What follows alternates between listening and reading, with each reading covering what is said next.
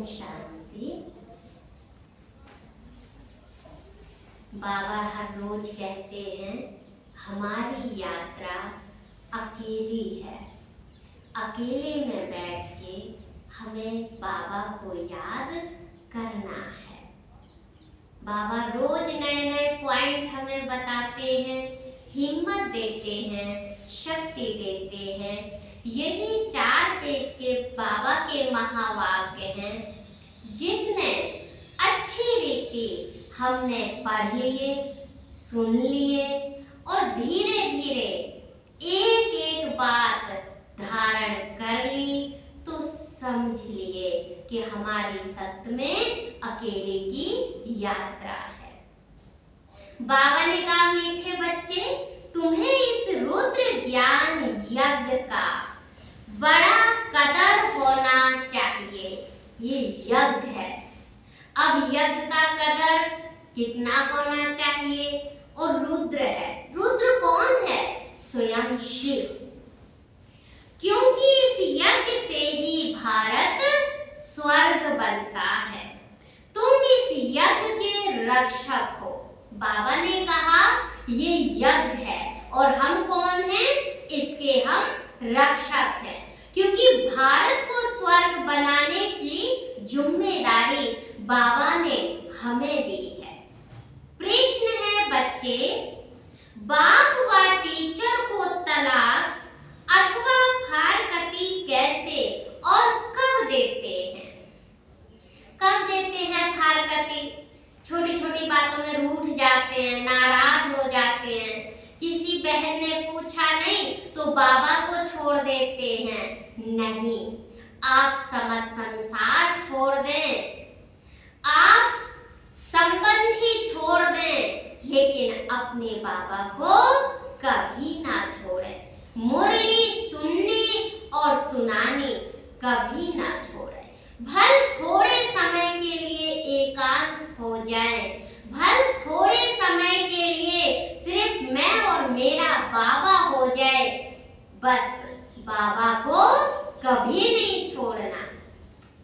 उत्तर है, जब आप अथवा टीचर को भूल जाते हैं, मुरली मिस करते हैं, पढ़ते व सुनते नहीं हैं, तो गोया बाप को फारकती व तलाक दे देते हैं। क्यों देते हैं?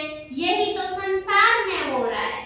आज माता पिता अपने बच्चों की परवरिश करते हैं, पढ़ाते हैं, लिखाते हैं, लायक बना देते हैं, और जब बच्चे लायक बन जाते हैं तो माता पिता को छोड़ देते हैं।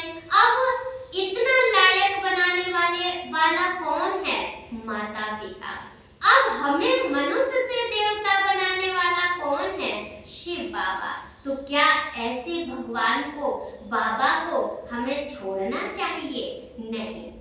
बाबा कहते, बच्चे तुम मुझे तलाक कभी नहीं देना। बताओ, जिससे स्वयं परमात्मा कह रहा हो कि मुझे मत छोड़ना, मुझे तलाक मत देना, तो मैं कहूंगी नहीं।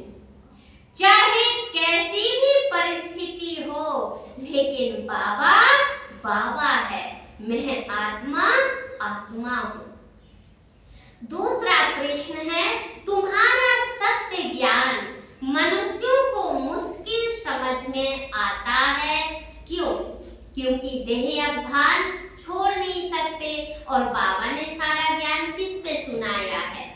ज्यादा कुछ बताने की जरूरत नहीं है। अगर हमारी स्थिति अच्छी है, हम अनुभव करा सकते हैं सत्य में आत्मा और परमात्मा, बस कि मैं आत्मा हूँ और अपने परम पिता परमात्मा शिव को याद करती हूँ। उत्तर है, क्योंकि यह ज्ञान परंपरा नहीं चलता है। ये जो अनमोल ज्ञान है ना, ये परमात्मा ने कलयुग के अंत समय में एक छोटे से संगम युग की रचना की है। इस संगम युग पे स्वयं परम पिता परमात्मा शिव ने हम आत्माओं को ज्ञान दिया है, क्योंकि इस शरीर को सजाते सजाते हम गिर गए हैं, रोगी बन गए तनाव में आने लगे हैं। तो एक शिव बाबा ने बहुत खूबसूरत संगम युग की रचना की है कि बच्चे इसमें सदा खुश रहना है, इसमें अपनी काया निरोगी बनानी है और शिव बाबा को याद करना है। इस संगम युग पे अपना जीवन हीरे जैसा बनाना है। तो जब हम शिव बाबा को याद करेंगे तो हमारी काया निरोगी होगी, हम सदा खुश रहेंगे, तब हम सुंदर सतयुग की दुनिया की स्थापना कर सकेंगे। उत्तर है क्योंकि यह ज्ञान परंपरा नहीं चलता है, अभी ही प्राय लोप हो जाता है। जब सभी आत्मा बन जाएंगे, आत्मा बन के उड़ने लगेंगे, जब सभी आत्माएं परम धाम में जाके बैठ जाएंगी तो ये ज्ञान यहाँ का यहीं समाप्त हो जाएगा। इस ज्ञान का किसको पता ही नहीं है, यह नया ज्ञान है, इसीलिए उन्हें समझने में मुश्किल लगता है। गीत है पितु मात सहायक कि हमारा जो सहारा बने हैं, हमें जो सहायता करने वाले हैं वो स्वयं परम पिता परमात्मा शिव बाबा हैं। अच्छा मीठे मीठे सिकी लदे बच्चों प्रति माता पिता बाप दादा का याद प्यार और गुड मॉर्निंग। रूहानी बाप की रूहानी बच्चों को नमस्ते, हम रूहानी बच्चों की रूहानी बाप दादा को नमस्ते नमस्ते नमस्ते, सदा रहो हंसते। धारणा के लिए मुख्य सार है, पहला पॉइंट, माया के तूफानों में कभी मुरझाना नहीं है। अब माया किस प्रकार की आती है पता है? जैसे हम संगठन में रहते हैं, किसी ने छोटी छोटी बात कह दी तो हम मुरझा गए, या बाहर से कोई भी आवाज आई तो हम मुरझा गए, हमारे भाई बहन ने सहयोग नहीं किया तो हम मुरझा गए। इन छोटी छोटी बातों में हमें मुरझाना नहीं है, क्योंकि हमें शक्तिशाली बनाने वाला हमारा बाबा है। सदैव खुशी में रहना है। अब खुशी कैसी होगी? खुशी होती है नेचुरल। जैसे आप किसी भी देवताओं के पास जाओ, उन्हें हंसना नहीं पड़ता, उनका सारा दिन जो चेहरा है वो सदा हर्षित और खुश रहता है।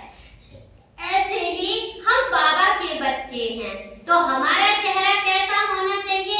हमारा मस्तक, हमारा ललाट इतनी चमक होनी चाहिए, क्योंकि वो चमक देने वाला आत्मा में कौन है? शिव बाबा। हमको दूसरा पॉइंट है, हमको निराकार बाप पढ़ाते हैं। कितनी खुशी की बात है, हमको कौन पढ़ाने वाला है? स्वयं शिव बाबा निराकार।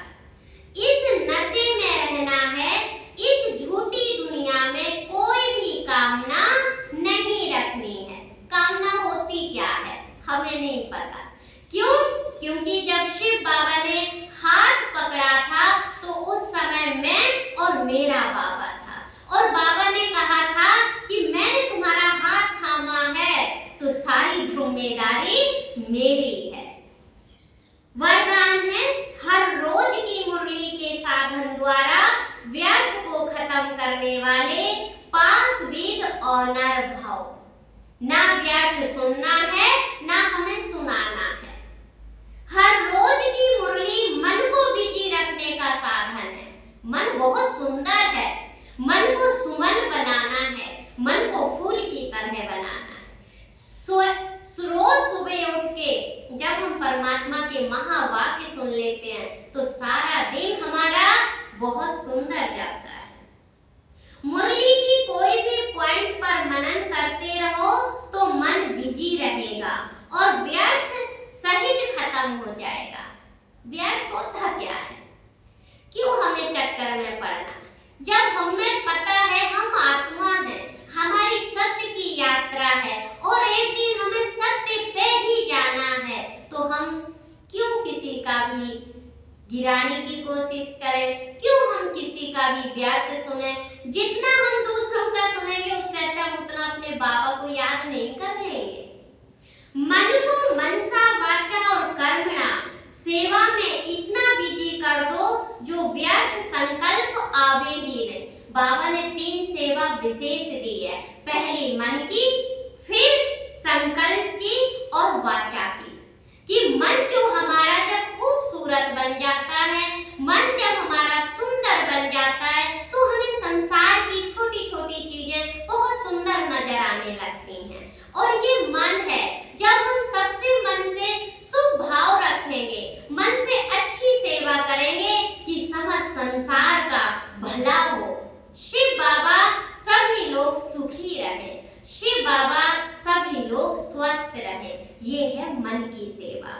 संकल्प कि जितने भी हमारे संकल्प चले वो हमारे प्रभु के प्रति चले। अरे इतना अनमोल समय, हीरे जैसा समय और हीरे जैसा जीवन 5000 साल में एक ही बार तो मिलता है, तो क्यों ना हम इन संकल्पों को सेकंड सेकंड सफल करें।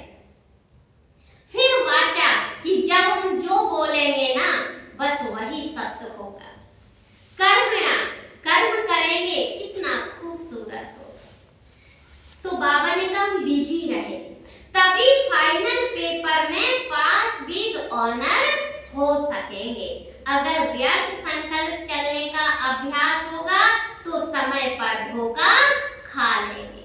स्लोगन है, प्लान को प्रैक्टिकल में लाने के लिए बालक और मालिकपन का बैलेंस रखो।